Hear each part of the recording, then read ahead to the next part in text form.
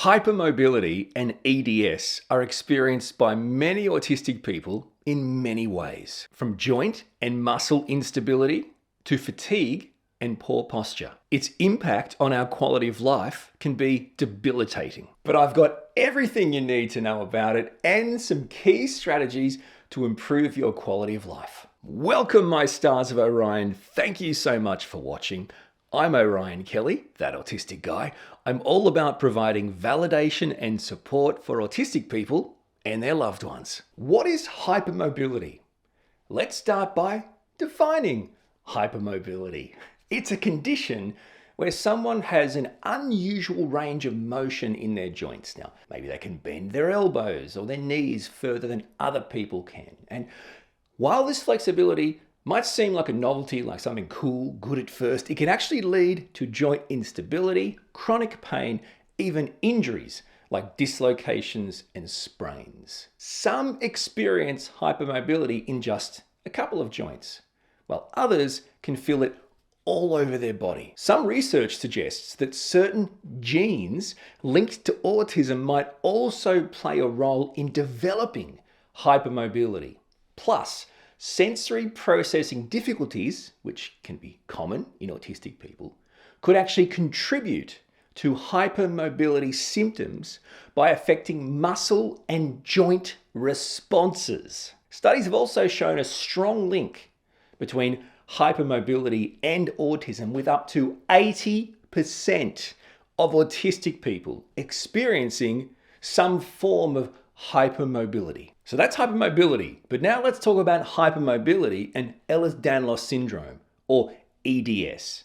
Hypermobility is often associated with a condition called EDS, Ehlers-Danlos Syndrome. Now, EDS impacts the collagen in our bodies, which gives strength and support to our skin, joints, tissues. Collagen, very important. Without proper collagen function, joints can become overly flexible. Now, this leads to symptoms like joint pain, fragile skin, easy bruising. Fatigue is another symptom due to the constant strain on joints and muscles, leading to exhaustion and low energy levels. The people I've spoken to with EDS say that chronic fatigue and chronic pain is just their way of living. In fact, some even say you either do nothing for too long till it hurts or do something for too long till it hurts. It's basically a constant juggle. Interestingly, studies show that many people with EDS or related hypermobility conditions also have autism or ADHD. This is why understanding and diagnosing hypermobility can be so important for autistic people, because knowing what's causing symptoms can actually be the first step in finding relief and adapting daily activities. Given the clear daily battle of going undiagnosed, yet wondering why you are constantly tired, fatigued, lack energy, you are constantly in pain from mere moving, is a hell on earth no one deserves to go through. Let's talk about autism and its link to Ehlers-Danlos Syndrome, EDS. Now, research suggests a genetic link. A study in 2020 found that over 20% of mothers with EDS or other hypermobility conditions had autistic children. Now, this is higher than the rate of autism seen in the general population, suggesting there might be a genetic connection between autism and connective tissue conditions like EDS. It's also been suggested there are higher rates of pain in people with EDS when the condition co-occurs with conditions like autism. And mast cell activation syndrome may be another link between autism and hypermobility spectrum conditions. Another study in 2021 showed that children with hypermobile EDS, so HEDS, often have ADHD or autism.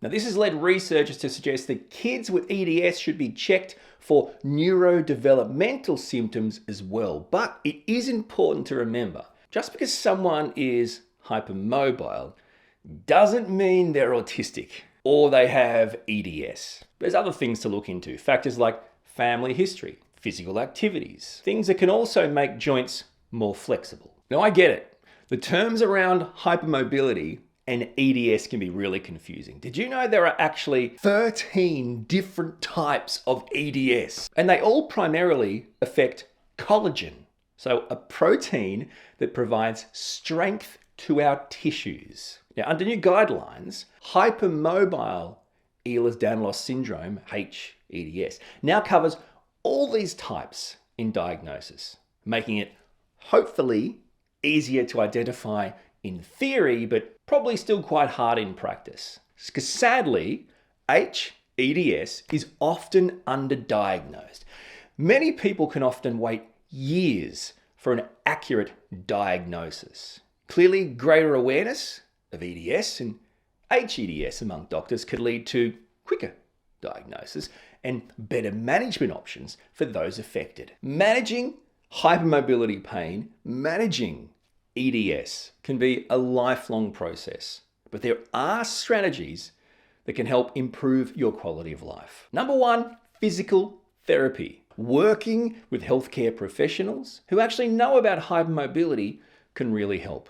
They can help you create simple exercises, even workouts or exercise plans tailored to you, with exercises designed to help you gently move your muscles, make your muscles stronger, support your joints, which in turn can reduce pain and make everyday activities easier.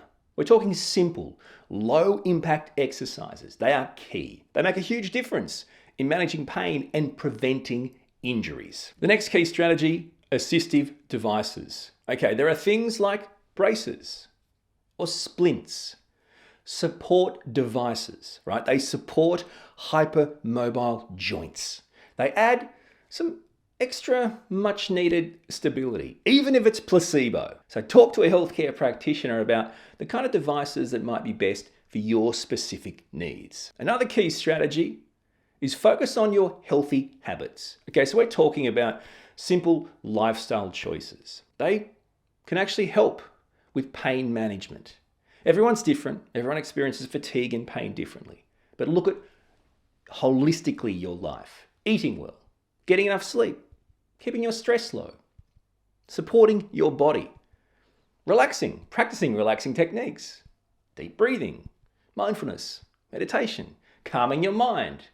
That can relieve pain. Look into a diet rich in vitamins and minerals that support connective tissue health. That can also be beneficial for those with EDS and hypermobility. So nutrients like vitamin C for collagen production, omega-3 fatty acids for joint health, magnesium, something I live by for muscle function, can all be really helpful. Keeping in mind though that everyone's different, so you need to find what actually works for you. The next key strategy is listen to your body. Your body is probably telling you, this hurts, I'm in pain, I'm fatigued, I'm tired. Then don't push yourself so hard. Don't overdo it. You need to give yourself time to rest, right? When you need it, take it to prevent your symptoms from getting worse. So you're balancing activity with rest to prevent more pain and to help you feel better over time. Rest, activities, got to find a balance. Number 5, build a supportive system around you, right? We're looking for a support system that can help you. People around you who understand what you're going through. That's key. So your family, your friends, online support groups, autistic people with EDS, or just people with hypermobility issues. You can offer advice, you can empathize, you can talk to each other, give each other tips.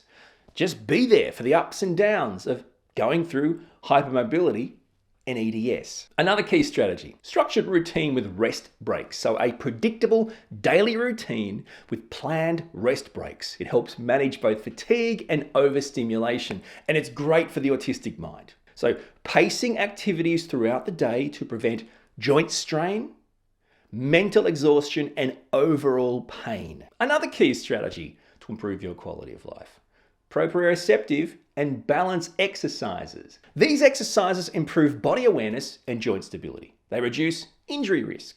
So what are they? Balancing boards, right? Using balancing boards. They help you enhance your coordination. Sensory processing differences often are challenged by these types of exercises. Another key strategy, using joint protection techniques. Okay, so we're practicing joint protection strategies to help prevent injuries. This is crucial for those with hypermobile joints. This includes using proper body mechanics and avoiding repetitive, high-impact activities that might strain the joints.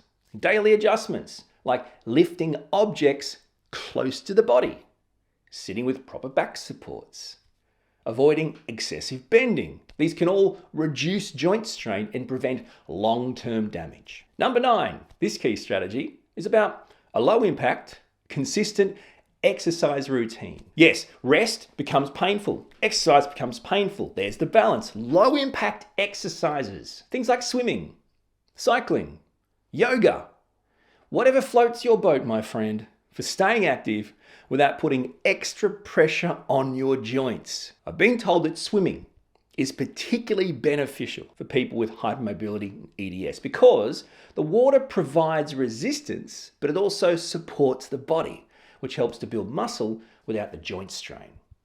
I think that makes a lot of sense. Any other ideas? Put them in the comments. Regular, moderate exercise improves muscle tone and can stabilize hypermobile joints over time. And the final key strategy to improve your quality of life is pain management with temperature therapy and massage. Temperature therapy, Orion? Things like having a warm bath, having a warm shower, heating pads, cold packs.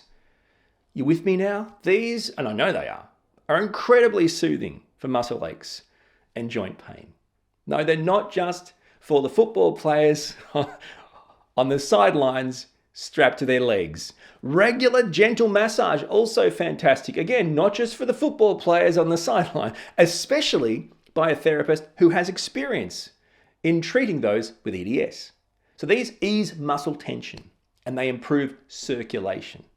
For autistic people, certain types of gentle, predictable touch might actually feel more comfortable than traditional massage, therefore helping reduce discomfort in tense muscles. Or conversely, as an autistic person, you may hate the idea of gentle touch and therefore need a more remedial massage, more deep pressure. Either way, these provide fantastic relief from pain and discomfort. To learn more about other conditions experienced by autistic people, check out my playlist, Co-Occurring Conditions.